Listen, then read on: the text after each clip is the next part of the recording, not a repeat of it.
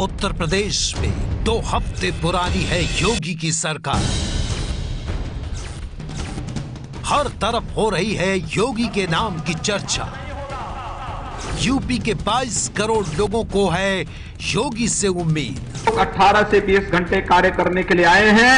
जो 18 से 20 घंटे हम लोगों के साथ काम कर सकते हैं तो वही यहाँ रहे, अन्यथा लोग अपना रास्ता तैयार कर ले। सूर्य नमस्कार करते हैं, उसमें प्राणायाम की जो क्रियाएं हैं, तो हमारे मुस्लिम बंधु जो नमाज पढ़ते हैं, आप देखते होंगे उससे मिलते जुलते हैं। आप देखेंगे हर स्तर पर एक सुधार दिखाई देगा और कानून का राज लागू होगा। विकास सबका होगा, लेकिन तुष्टीकरण किसी का नहीं होगा। यह आश्वासन देने के लिए मैं आपके बीच उपस्थित हुआ हूँ। लेकिन योगी के समर्थक ही कर रहे हैं योगी का नाम खराब। कहीं बीजेपी कार्यकर्ता कानून की धज्जियां उड़ा रहे हैं,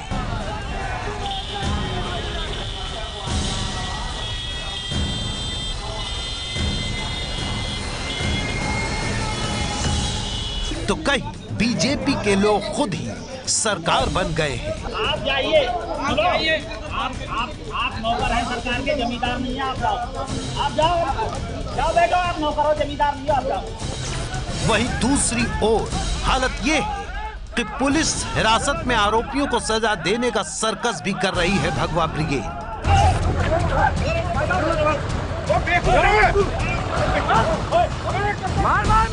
वहीं दूसरी ओर ऐसे लोग भी हैं जिनकी यूपी के सीएम बनने के बाद इंसाफ की उम्मीद मजबूत हुई है। यूपी के बरेली में रोमियो दारोगा को एक लड़की ने धूल चटा दी।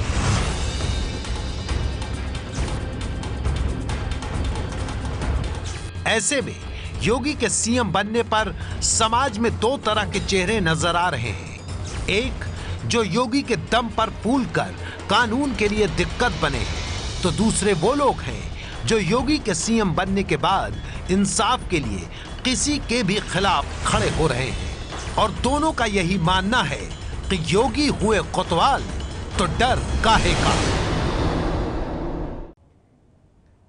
जी हां, योगी हुए कोतवाल तो डर काहे का। यूपी में आजकल ऐसे किस्सों की भरमार है। आज हम आपको सत्ता निर्माण के शुरुआती दिनों के इस उठापटक से रूबरू करवाएंगे। पहली कहानी बरेली से है, जहां योगी जी के सीएम बनने पर बीजेपी कार्यकर्ता खुद को सीएम समझने लगे और सरकारी दफ्तर पहुंचकर मंत्री अधिकारी की तरह जांच करने लगे, क्लास लगाने लगे।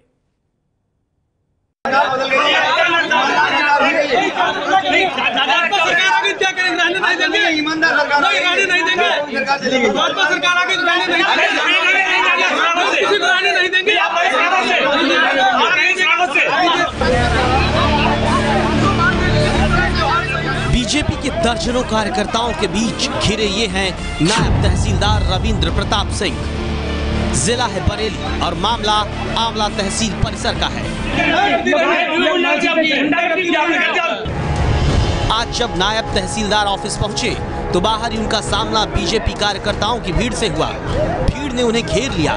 नई सरकार के जोश में आए समर्थकों ने नायब तहसीलदार से वक्त पर ऑफिस पहुंचने का हिसाब किताब मांगना शुरू कर दिया। टाइम 10 बजे से 4 मिनट तो पहले आने का 4 मिनट का कोई मतलब 10 बजे आपको यहाँ कोई अधिकारी मौजूद मिलेगा। ऐसा हमारे मंत्रिमंडल में हमारी सरकार की प्राथमिकता में है स्वच्छता मिशन। अभी आपको चेक करा दूंगा, आपको सोचा कितनी नहीं लगा दिया गया, उसके लिए आदमी लगा दिए गए, आदमी लगा दिए। कहीं कोई काम नहीं है तहसील में हम लोग। अरे है तो किसको चाहिए? कोई नहीं है, कोई नहीं है। अभी का 10 बजे ही आएंगे ना, नहीं चलाएंगे।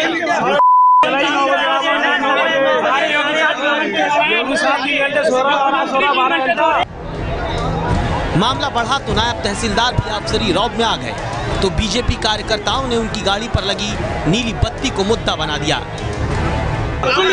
मैं आपसे ज्यादा एग्जीक्यूटिव मजिस्ट्रेट को अगर ना अलाउ हो तो आरटीओ मेरा उतार दे। करने आए हो क्या बात करने आए? क्या मतलब है भाई? 4-5 लोग आओ, उसके बाद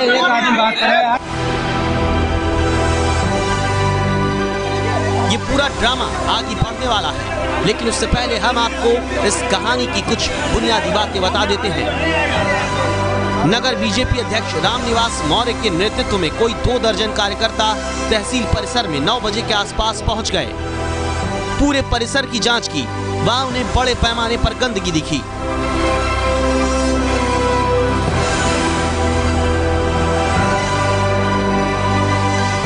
इसके बाद सभी बीजेपी समर्थक अधिकारियों का इंतजार करने लगे।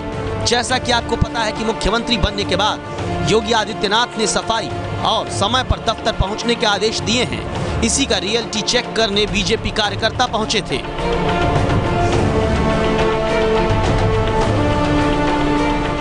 दस बजे तक जब कोई अधिकारी उन्हें तहसील परिसर में नहीं मिला तो उन्हें ये योगी जी का अपमान लगा और जैसे ही नायब तहसीलदार सामने पड़े सब लोग जांच अधिकारी बन गए।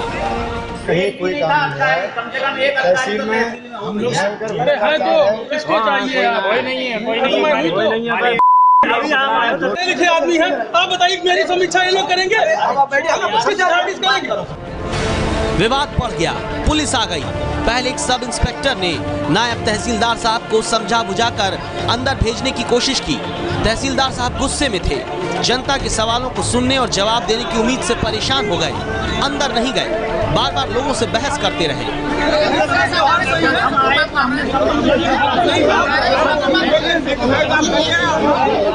फिर डिप्टी एसपी रैंक के एक अधिकारी आए। उन्होंने इशारों में नायब तहसीलदार साहब को मौके की नजाकत समझाई तो साहब अपने ऑफिस के लिए आगे बढ़े। आप जाइए, आप नौकर हैं सरकार के, जमींदार नहीं है। आप जाओ बेटो, आप नौकर हो, जमींदार नहीं हो, आप जाओ। इसके बाद पुलिस अधिकारियों ने भड़के लोगों को संभाला। एसडीएम ऑफिस में बीजेपी कार्यकर्ताओं की एक मीटिंग हुई तो कार्यकर्ताओं ने बताया कि वो सफाई निरीक्षण के लिए आए थे और ये भी देखना चाहते थे कि मुख्यमंत्री के आदेशों का पालन प्रशासन कर रहा है या फिर नहीं। पर असली चीज सामने आई तब जब नगर प्रमुख ने एसडीएम से मुलाकात करने के बाद बाहर आकर बयान दिया। आज हम लोग एसडीएम से मिले, जो कि कल अतिक्रमण का कार्यक्रम उठाया गया। उसमें कुछ सपा के लोग थे, उनके अतिक्रमण नहीं हटाए गए। हमारे गरीब लोग थे जिनकी झोपड़ी और टीनें पड़ी हुई थी, वो उन्हें ध्वस्त करा दिया गया और उसे जेसीबी के द्वारा उन्हें सब गिरा दिया गया। तहसील में सफाई के अभियान की बात चल रही थी। तहसील की सफाई पूर्ण रूप से नहीं हो पा रही है और जो हमारे योगी जी का कहना है कि स्वच्छ अभियान जो चलाया गया है उसके तहत कोई भी अधिकारी, कोई कर्मचारी अभी काम नहीं कर रहा है। यानी मामला अतिक्रमण में हुए नुकसान के गुस्से का ज्यादा लग रहा है। अपनी सरकार बन जाने के बावजूद अगर समाजवादी पार्टी समर्थकों की संपत्ति नहीं हटती तो अधिकारियों के समय पर आने, नीली बत्ती लगाकर घूमने और साफ सफाई नहीं रखने का रियलिटी टेस्ट समझ में आता है। लेकिन बीजेपी को ये देखना होगा कि कार्यकर्ताओं का ऐसा उत्साह उनके लिए मुश्किल का सबब न बन जाए।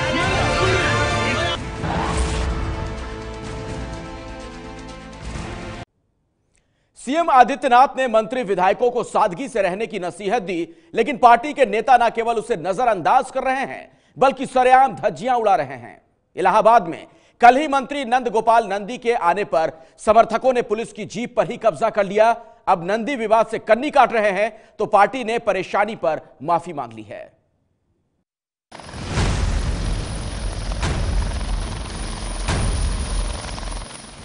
इलाहाबाद की पुलिस लाइंस में ग्राउंड पर उतर रहा है एक हेलीकॉप्टर। अभी हेलीकॉप्टर के डैने घूमने बंद भी नहीं हुए थे कि गाड़ियों का एक काफिला अंदर घुसा और थोड़ी ही देर में सामने नजर आए योगी सरकार के स्टाम्प मंत्री नंद गोपाल नंदी। लखनऊ से इलाहाबाद हेलीकॉप्टर से आए हैं। आ सकते हैं बड़े उद्योगपति जो मायावती सरकार में मंत्री रहते, इनके ऊपर जानलेवा हमला हो चुका है।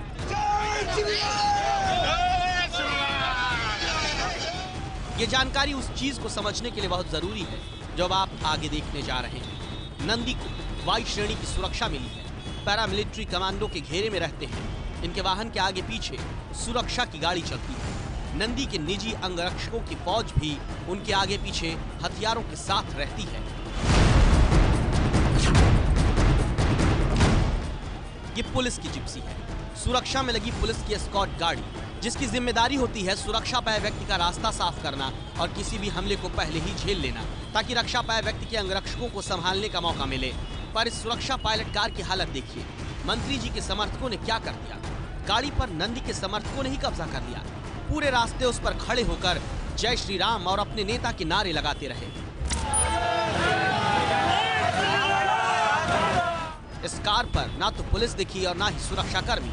हद तो ये हो गई कि नंदी समर्थक कार में ड्राइवर की सीट पर भी बैठे दिख रहे हैं। पुलिस की जिप्सी को चला रहा ड्राइवर भी जनता का अभिवादन स्वीकार कर रहा है।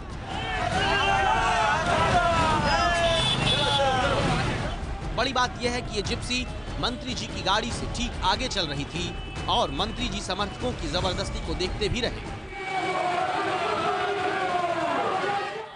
लेकिन कार्यकर्ताओं को रोकने की कोशिश नहीं की। पुलिस वालों ने रोकने की भी कोशिश की, लेकिन इसके बावजूद भगवा साफा पहने ये कार्यकर्ता लगातार नारेबाजी करते रहे। इलाहाबाद के पुलिस के अफसरों ने चुप्पी साध ली है और कोई भी बयान देने से बच रहे हैं। और अब बात उस खबर की जिसने कल सहारनपुर के देवबंद में सनसनी फैला दी। रेप के आरोप में जेल में बंद मसूद मदनी पर हिंदू संगठन के कार्यकर्ताओं ने हमला बोल दिया। हालत यह हो गई कि पुलिस वालों को जीप में बिठाए आरोपी को लेकर भागना पड़ा।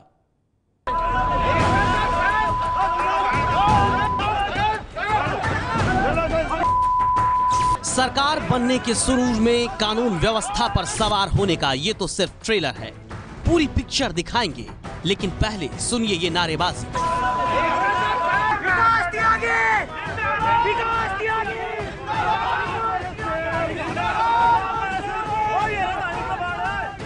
हिंदू संगठन का एक नेता जिसके लिए नारेबाजी हो रही है। सहारनपुर का कोर्ट परिसर, बाहर पुलिस भी खड़ी है और ये प्रदर्शनकारी भी। किसी का इंतजार हो रहा है, ना तो नेता अनजान है और ना पुलिस वाले। तभी अचानक एक जीप कोर्ट परिसर से निकलती है और हरा कुर्ता और भगवान गौछा डाले ये शख्स जीप को रोकने की कोशिश करते हुए बोनट पर सवार हो जाता है।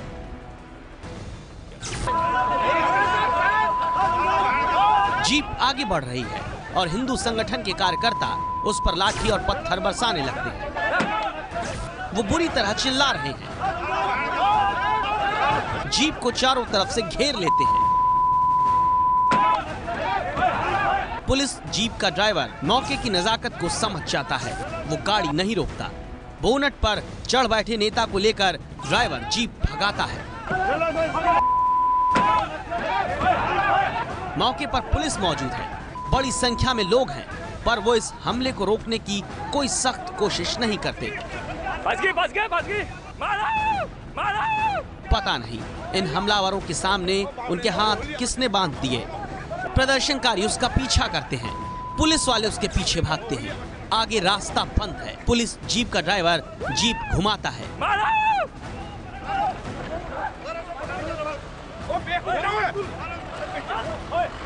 मार मार मार। पुलिस वाले हिंसक लोगों को केवल किसी तरह जीप के सामने से हटाते हैं।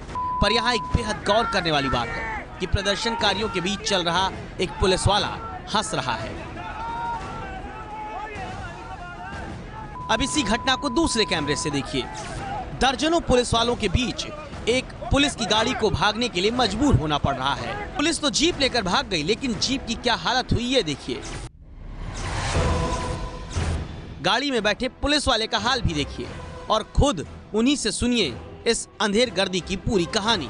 कुछ तथाकथित हिंदू संगठनों के लोग कचहरी परिसर के बाहर इकट्ठा होने लगे और जैसे ही हम लोगों ने मदनी साहब को वहाँ से बाहर निकाला तो उन लोगों ने हमारी जो पुलिस की सरकारी गाड़ी थी उस पर जो है पथराव करने का प्रयास किया, विरोध किया और हम लोगों ने जो है सुरक्षित रूप से मदनी जी को वहाँ से बाहर निकाल दिया। अब हम आपको इस पूरे अराजकता की कहानी सुनाते हैं। दरअसल जिस जीप में हिंदुवादी संगठन का नेता बोनट पर उछलकर बैठा, उस जीप में बैठे थे देवबंद के नामचीन परिवार के सदस्य मसूद मदनी, जिन पर एक लड़की ने बलात्कार का आरोप लगाया है। सत्ता के संरक्षण में पल रहे गुंडे, माफिया, अपराधी, लुटेरे,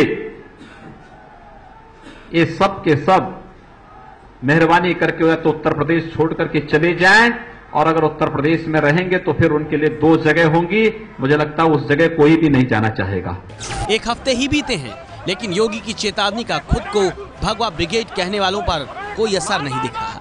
हालांकि अब हरकत में आई पुलिस ने जान से मारने की धारा में 25 लोगों के खिलाफ मुकदमा दर्ज कर लिया है।